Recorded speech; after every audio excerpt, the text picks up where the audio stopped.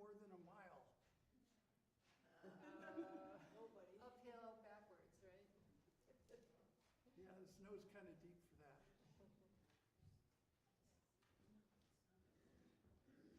How many people shoveled snow today? A lot of hands go up.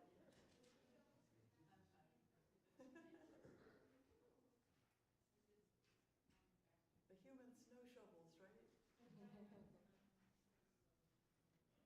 Good for us. That's why it snows so much in Alaska. Keep us healthy. Yeah.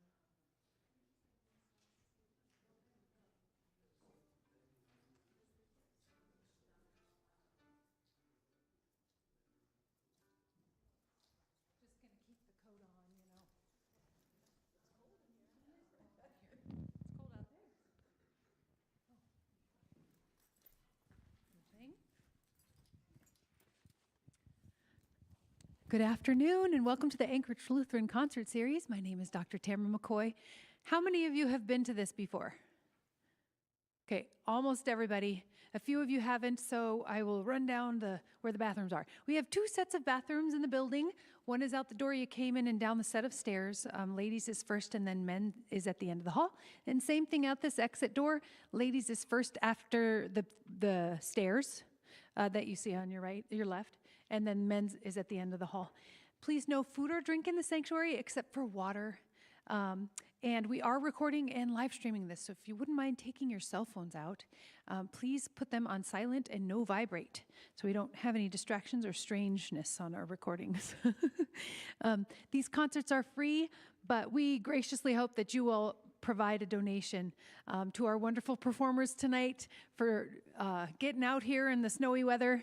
And I really appreciate you guys coming out here in this weather. I really, really appreciate it. If you want to be on the Anchorage Lutheran Concert Series emailing list and you aren't already, there are some forms out there by the donation box, and all you have to do is very legibly print your name and your email address, and I will add you to that list as soon as possible. And if at any time you want to be removed, I will take you off, no questions asked. So that's all I have to say. Who would you like me to pass the mic to? All right. Yay, Shanti. Thank you. Here's Jubilee.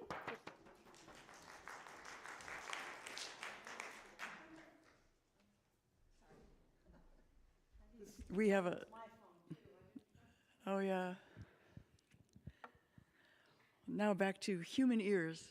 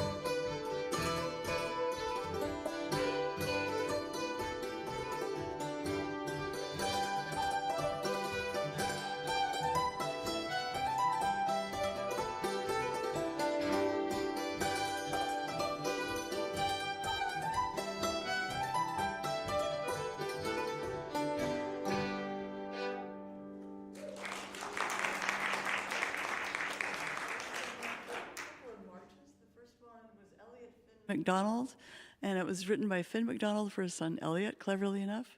And the second one was called Waiting for the Federals. And now Juggling Jim Kerr, you might recognize him from Juggling Around Town, will tell you about the jigs we're about to play. Hey, thanks for being here. I guess I'm going to introduce these next couple tunes, Apples in Winter. Has anybody seen Apples in Winter here? So anyway, Costco, of course. If they're outside, they've blown off already, right? And then we'll follow it up with Pipe on the Hob, a couple Irish tunes, Irish jigs. The word jig and jigs come from the French gig, which means dance. And somehow it got changed to jig when it went to Ireland. And it's also the root of the word gigolo, which has a root in dance for paid dances. I thought that was an interesting bit of trivia there. But anyway, Denise learned these tunes and taught them to all of us, and we're very grateful to her. You don't have to turn it off, Jim, he turns it off. Okay, good enough. The stand for you there.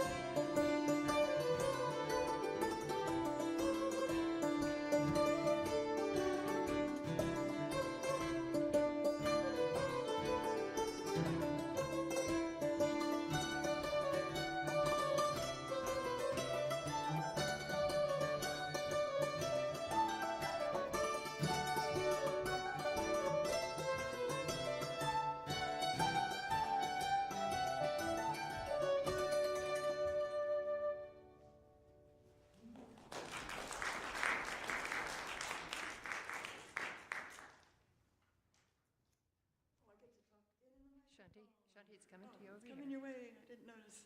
Hello, microphone. The famous blind Irish harper was named O'Carolan, Turlough O'Carolan.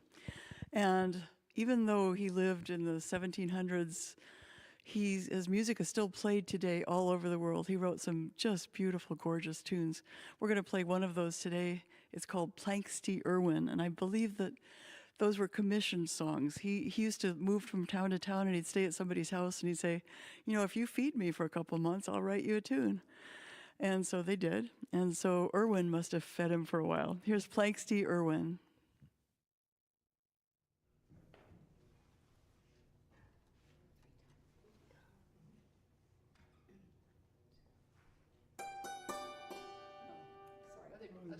Other planks. It's all right.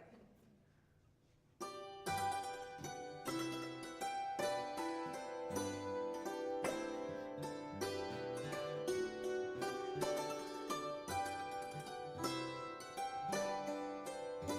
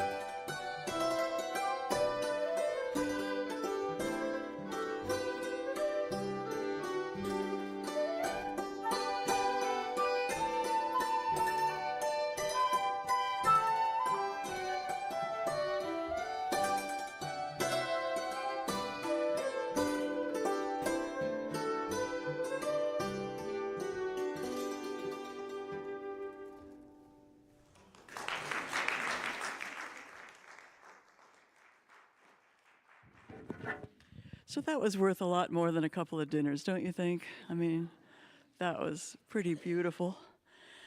Now Denise is going to switch to concertina. We didn't talk about what she's playing before. That is a hammered dulcimer. It kind of looks like the inside of a piano. It's got double strings.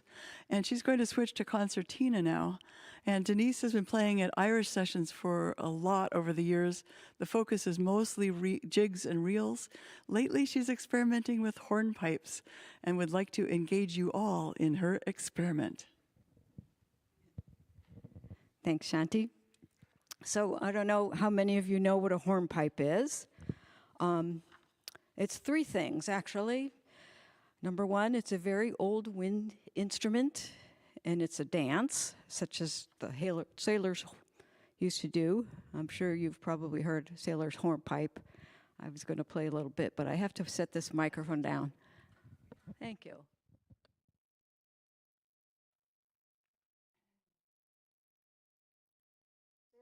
Sailor's hornpipe goes like this.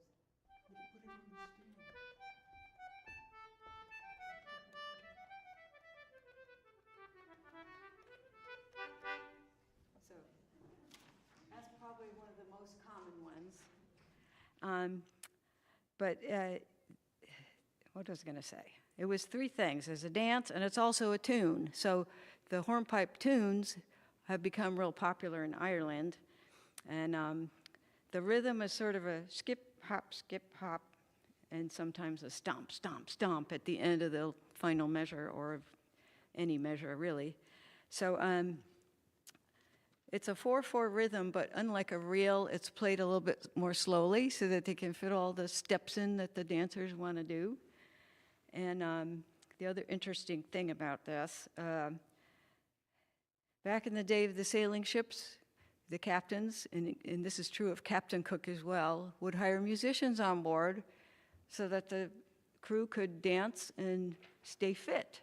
So it was captain's orders. They had to dance, especially if the seas were calm and there was nothing to do and they didn't want to get bored. So that's what they did. I've learned a lot of Irish hornpipes, but I find it interesting that there's very few hornpipes to be found in American modern culture. But in early America, I think the Irish had some influence. So I have in this medley we're about to play, well, I'm going to do most of the medley, but the band will join in at the end. I forgot my train of thought now. In early America had some hornpipe rhythms, and so you'll recognize little bits in the medley when those come up. But we're going to start with an Irish hornpipe called the Galway, and finish with, well, in the middle we'll play a piece by a friend of ours, Silas Grady, wrote a hornpipe called Pat Cloonan's, or just Pat's hornpipe. And at the end, we'll play one called Navvy on the Line. And a navvy, it was a laborer on the British railways back in the 1800s. And then they stayed in the shanties on the line, so that's where the name Navvy on the Line came from. So anyway, I hope you enjoy and able to imagine big burly sailors dancing aboard a ship, or munchkins even skipping along the yellow brick road. So here we go with the Galway.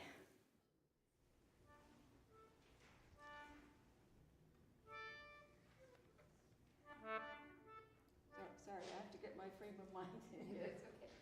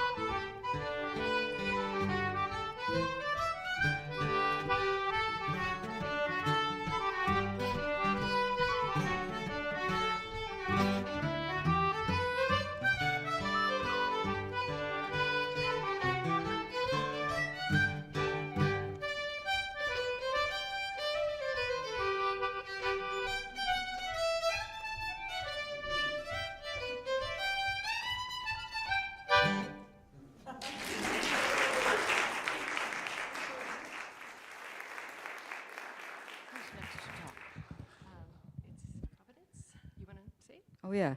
Now we're going to play some reels so you can tell the difference between a reel and a hornpipe. These are very, very Irish tunes, very Irish tunes. Yeah, these are.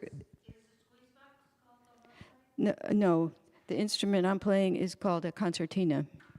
But there was a hornpipe, right? There was a hornpipe instrument, and I don't play it or know anything about it really. Maybe it had a horn shape on the front of it or something. But these reels are called, what are they again? Providence? The Providence and a flogging rails. Thanks, Elsa.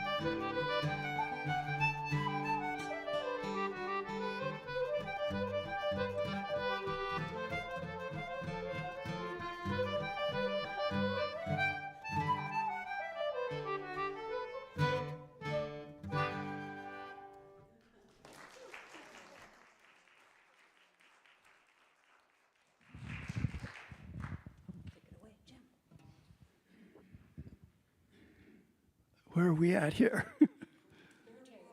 Oh, we're going to do a tune. This is the first tune that well, not the first tune I've ever written, but I composed this tune, and it's the first tune that this band played that I wrote. That's what I'm trying to say. And I remember Shanti hearing it for the first time and looking surprised and going, "You wrote that?"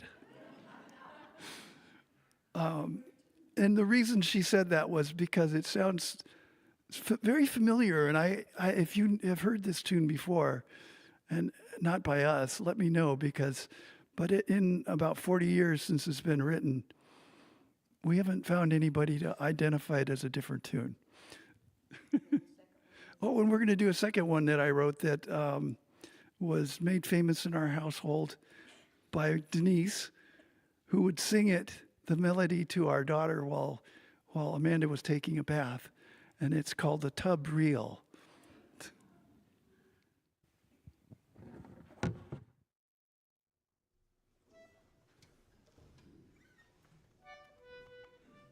first one's a ramble, and the second one's a reel. So now you'll get to know all kinds of tunes. You'll walk out. Okay, anyway, here we go.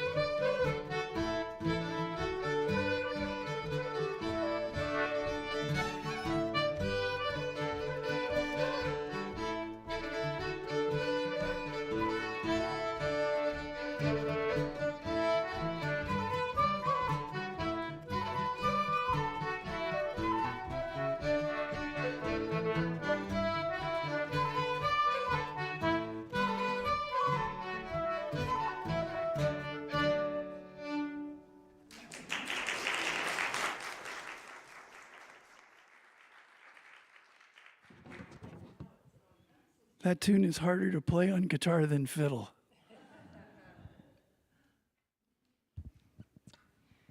Well, we're primarily a dance band. We play for a lot of contra square dances. And so we've kind of been talking about different types of music that are used for dancing. This next type is called the polka, which I'm sure many of you are familiar with. The polka started off in Central Europe, in Bohemia, which is now the Czech Republic.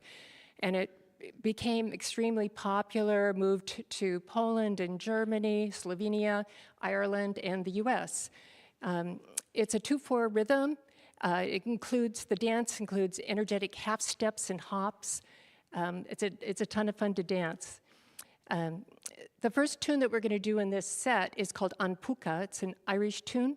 A puka is a shape-shifting trickster that can bring you either good fortune or misfortune. The second tune we're going to do is called the Bear Dance, which is a Flemish tune, which is from the Dutch speakers of northern Belgium. Traditionally, the bear dance is done in a circle, and you can hear the low growl of the bear in the tune. The third tune is called Ger the Rigger, and that's a traditional polka.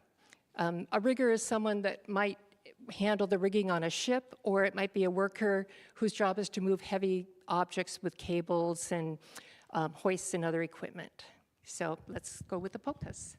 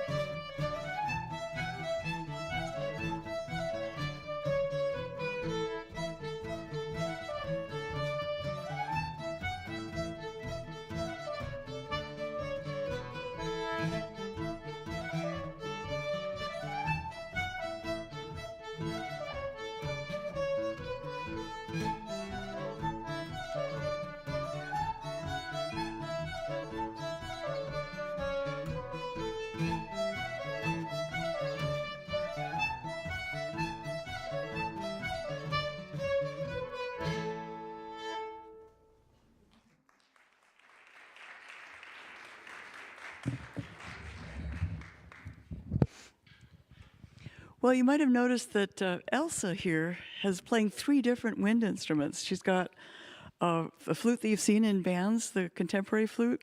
She has a beautiful wooden flute. This is a silver flute. There's a wooden flute that she's playing. It's an Irish flute. It doesn't have nearly the hardware on it, and the fingerings are very, very different. And she has a penny whistle.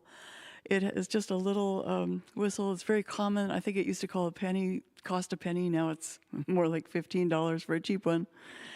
But it's also a lovely little tune.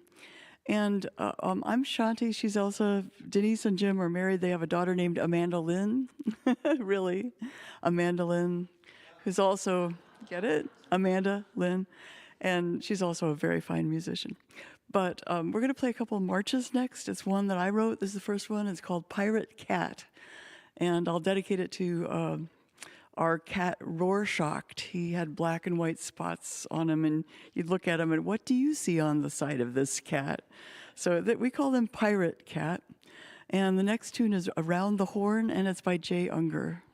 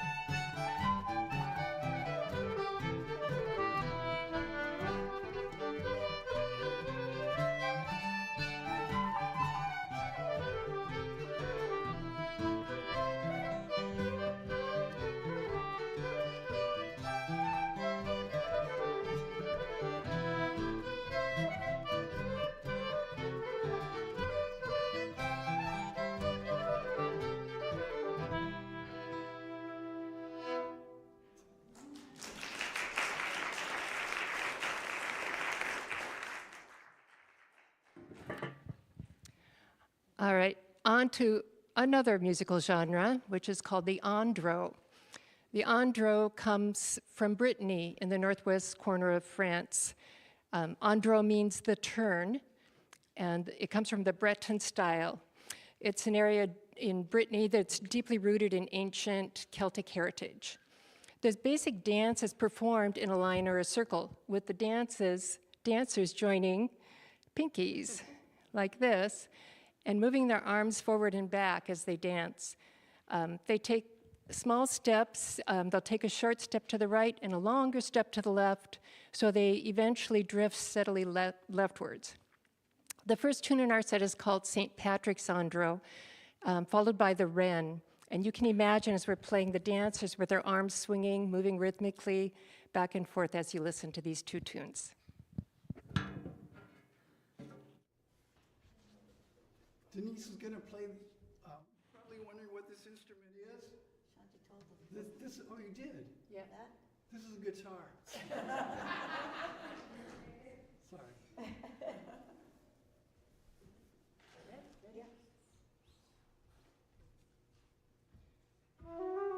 Sorry, wrong key.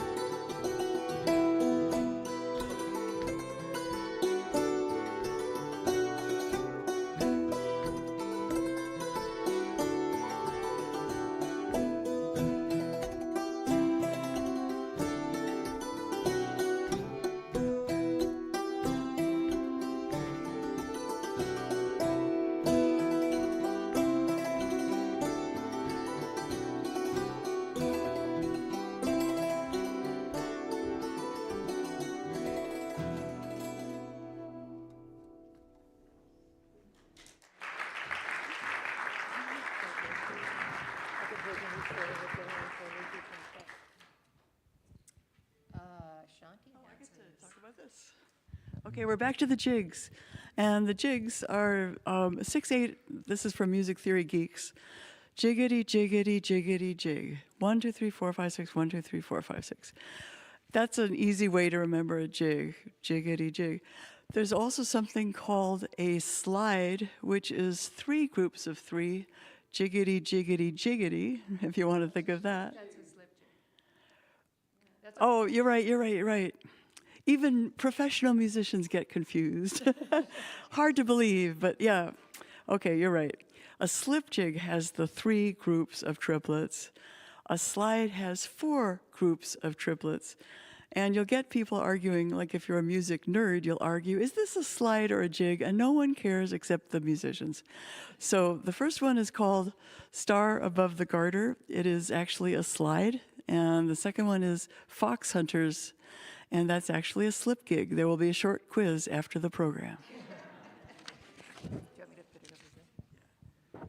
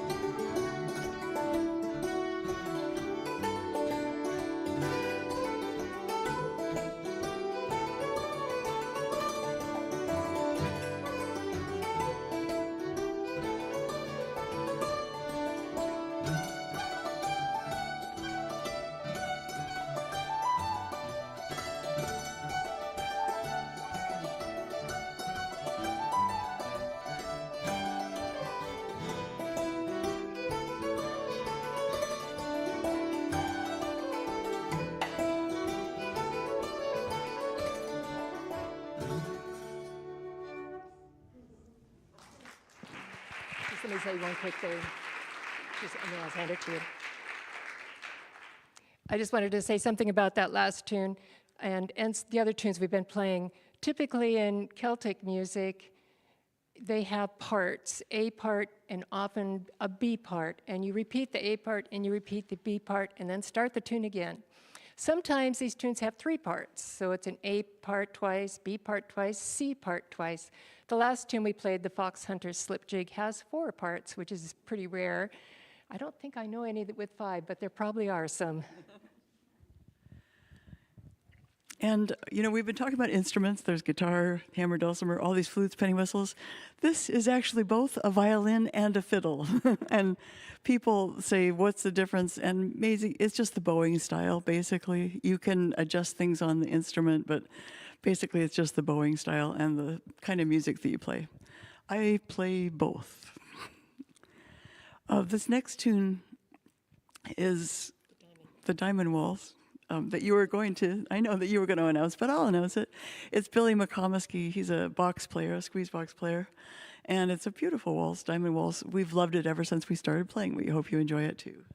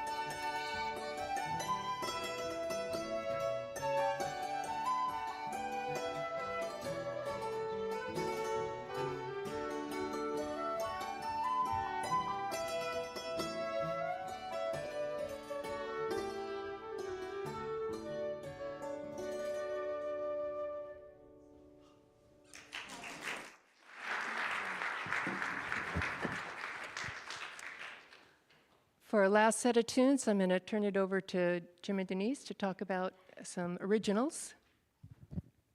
Yeah, these are, the first 2 of the 3 tunes Jim wrote. He's going to tell you about them. I wrote this tune in a snowstorm. Well, I wasn't in the storm. I was in my living room. And this sparrow came along and whacked into my window. And was wounded, and apparently because it just laid there. And there are all these other sparrows flying around, which was kind of weird in the snowstorm. But he was left all alone, so I called this tune The Lonely Sparrow. And the next tune, I don't know where it came from, but it's called Rio's Surprise, because it just sounded like Rio's Surprise. And the third tune is one that I didn't write that we got from Tanya Opland. And it's a Bolivian tune, and it's called Flora de la Santa Cruz, which means the flower of Santa Cruz. It's not the kind of flour you make bread with either. And Elsa can pronounce the name of the composer of that last one. Gilberto Rojas.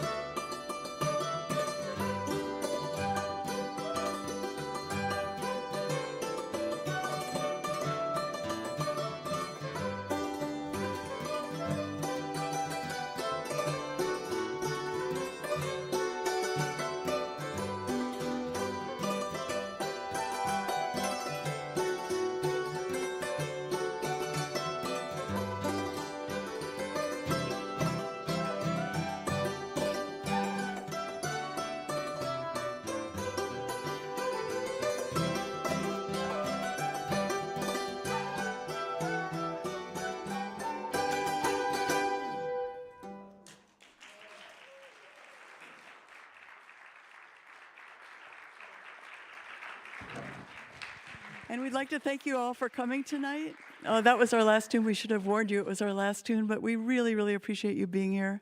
Once again, Jim Kerr, Denise Martin, Elsa Egerter, I'm Shanti Elder.